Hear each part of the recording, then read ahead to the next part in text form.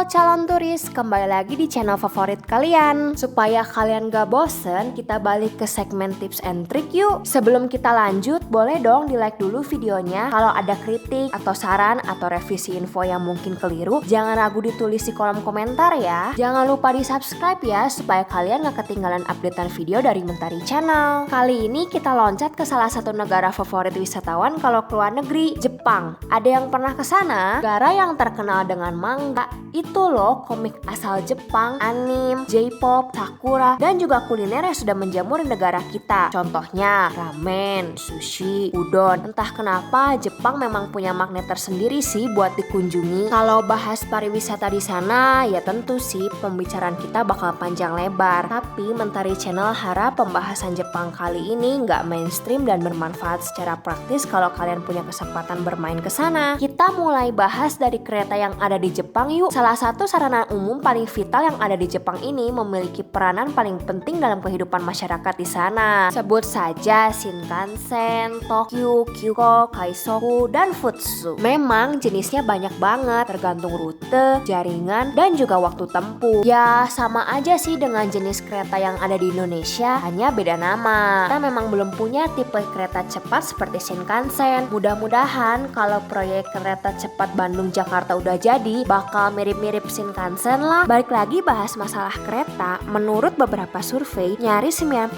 mobilitas orang yang tinggal di kota besar seperti Tokyo, Yokohama, Osaka, Sapporo menggunakan kereta. Menariknya tahu nggak? Berdasarkan cerita dari beberapa narasumber yang pernah Mentari Channel tanya-tanya, banyak loh wisatawan yang memanfaatkan kereta api di sana untuk kebutuhan wisata. Kalau tanya backpacker, jelas kereta adalah andalan mereka buat ngebolang di sana. Turis reguler pun pasti nyempetin buat nyobain. Kalau ada yang tanya kenapa sih orang di sana sangat mengandalkan kereta api, jawabannya simple banget. Kalaupun mobil di sana murah, orang Jepang cari yang praktis mengingat kesibukan mereka. Sistem transportasi di sana sudah betul-betul baik dan naik kendaraan umum sudah jadi bagian hidup mereka. By the way, ini sedikit info ya, parkiran mobil di sana itu susah dan bayar parkirnya mahal banget. Supaya durasinya nggak makin panjang, kita langsung ke topik utamanya yuk. Jadi kereta di Jepang, kalau dari jenisnya sudah disebutkan di awal video. Sedangkan untuk tiketnya ada beberapa variasi nih.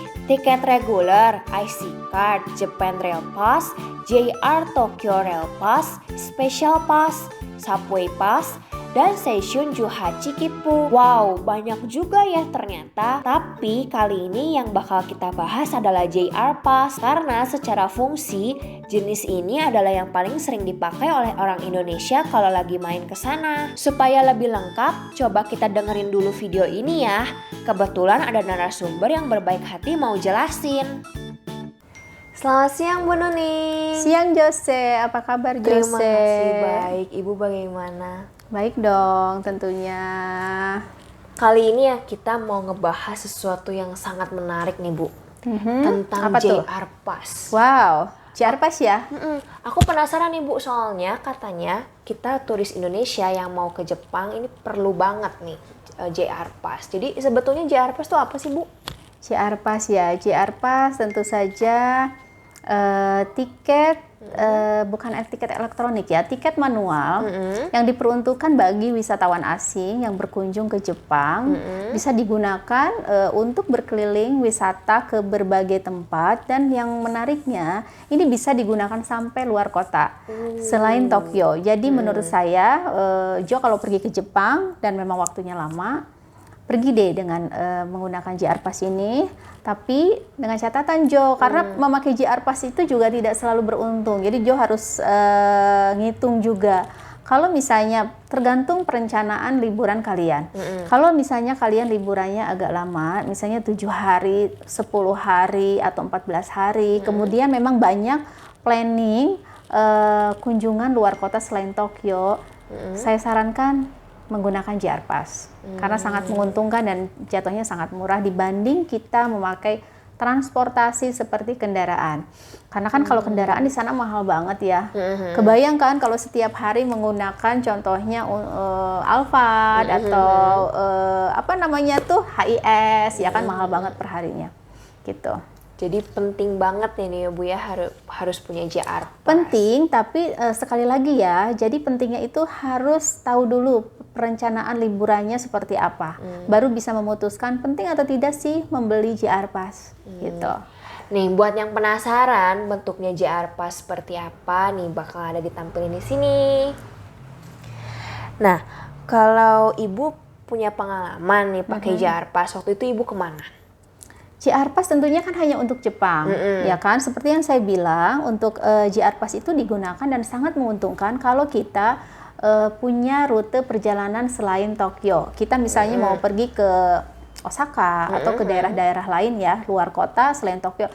JR Pass itu sangat menguntungkan karena tentunya satu kali perjalanan luar kota aja untuk Shinkansen itu kan harganya relatif sangat mahal. Contohnya dari Tokyo ke Osaka itu bisa harga tiketnya adalah 2 juta per one way. Kebayangkan kalau kalian mau dari Tokyo ke Osaka, kemudian Osaka ke tempat lain dengan hitungan 4 juta, kemudian belum lagi di dalam kota, artinya itu udah berapa belas juta kalian harus keluar uang. Tapi dengan JR Pass ini, contohnya kalian merencanakan planning 1 minggu, kemudian banyak luar kotanya, tentunya lebih hemat dong. Karena harga JR Pass yang 1 minggu itu mungkin berkisar kurang lebih ya, harganya sekitar 4 jutaan, 3,9 sampai 4,3, tergantung kurs yen pada saat beli JR Pass tersebut.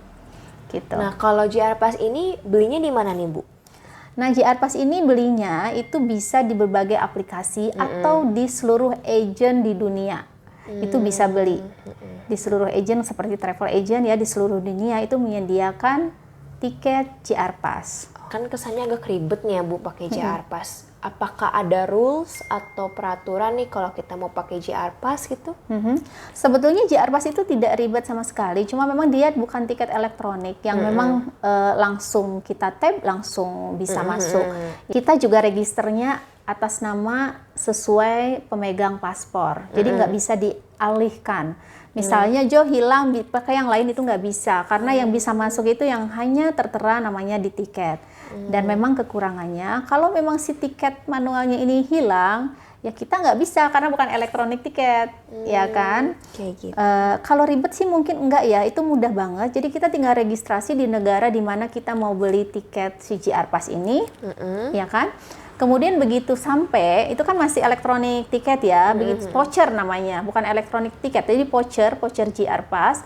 Kemudian nanti tiba kita, misalnya contohnya dari Indonesia itu kan ada bandaranya Narita sama Haneda, itu bisa ditukar di 2 bandara tersebut, ditukar dengan tadi tiket manual yang bisa langsung digunakan mulai dari airport juga. Gitu. Oh, kayak gitu. Jadi kalau fitur tambahnya JR Pass sendiri apa, Bu? Nah, kalau fitur tambahan, setahu saya itu mungkin ada beberapa. Di antaranya bisa reservasi tempat duduk. Oh, nah, ini bisa reservasi tempat duduk. Jadi kalian kalau misalnya memang mau pergi yang luar kota, sebaiknya memang reservasi dulu sehari sebelumnya, ya kan? Itu juga bisa melalui website atau melalui counternya ya di station, ya kan? Kemudian yang keduanya itu bisa reservasi di hotel-hotel yang menggunakan JR ada JR-nya yang udah bekerja sama dan biasanya dapat diskon. Gitu. Itu fitur-fitur yang JR Pass. Nah, katanya JR Pass sendiri, Bu, ada 2 tipe ya? Nah, apa, Bu? Yang tipenya itu apa? Tipenya JR Pass untuk green ya sama ordinary. Nah, perbedaannya apa sih? Ya tentunya yang ordinary itu sama lah ibaratnya kelas ekonominya lah, yang memang duduknya juga pre-seating, ya kemudian antar satu tempat duduk dan tempat duduk lainnya seperti ekonomi ya, maksudnya ininya agak sempit. Kemudian kalau yang green itu sama seperti bisnis kelas di pesawat, jadi tempat duduknya juga lega, kemudian dia ada nomor seatnya. Gitu. Ada saran nggak atau apa aja sih yang diperlukan buat anak backpacker kalau mau ke Jepang selain JR Pass nih, Bu? Oke, ini masih berhubungan dengan JR Pass tadi. Sebetulnya JR Pass ini kan gampang banget karena transportasi kereta di Jepang ini sangat integrated sampai ke desa-desa. Bahkan si JR ini bisa digunakan juga menggunakan bus yang ada JR-nya, ya kan? Jadi bukan hanya kereta. Nah, tadi sarannya apa aja sih? Mungkin kita harus sedikit latihan mahir menggunakan Google Maps. Karena gampang banget. Jadi misalnya kita mau ke kota, contohnya ya, misalnya kita mau dari Tokyo, kita mau pergi ke Universal Studio. Itu kan memang agak jauh. Itu kalau kita masukin Google Maps, itu langsung ketahuan kita harus melalui berapa station. Jadi keluar di station mana, lanjutannya yang mana, itu udah langsung keluar semuanya. Nah, mungkin agak mahir menggunakan itu. Dan jangan lupa memang Wi-Fi-nya nih yang harus disiapin benar, itu aja. Kalau Wi-Fi-nya udah disiapin benar, kemudian mungkin yang tadi ya, seperti kita mahir menggunakan aplikasi di Google Maps tersebut, saya yakin gampang banget.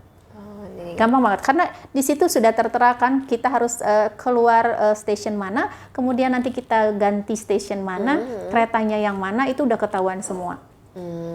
Ya gitu. Gitu, gampang banget. Gampang banget. Jadi pengen ke Jepang nih, dan aku Iya, juga pasti harus penonton dong. pasti Cuma ada pengen kekurangannya ke loh. Apa nih Bu? Kekurangannya ya, kita tidak pernah melihat jalanan di kan beda ya. Jadi gini, kalau kereta itu kan kita station by station to station, otomatis yang kita lewatin juga kan ibaratnya kotanya pinggir-pinggiran ya. Sementara kalau kita pakai mobil ya kan, kita bisa menikmati suasana kota, city, ya kan.